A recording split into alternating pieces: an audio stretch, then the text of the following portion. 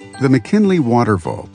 It's needed to reduce East Sacramento street flooding when water from big storms exceed the combined sewer system capacity.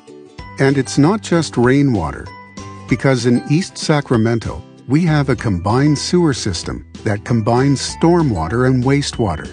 At maximum capacity, streets flood from excessive water or outflows of wastewater and stormwater. It's a mess, and it's time to fix it because it can cause significant property damage and flood neighborhoods.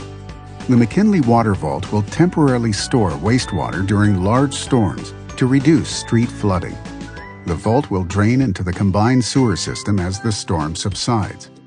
All the wastewater from the vault will travel through a pipe to regional sand to be treated to high water quality standards before being discharged into the Sacramento River. The vault will not be used during dry weather months. It's that simple. The McKinley Water Vault will protect homes, buildings, people, and your park by reducing street flooding in East Sacramento. Your utilities, your partner, always working.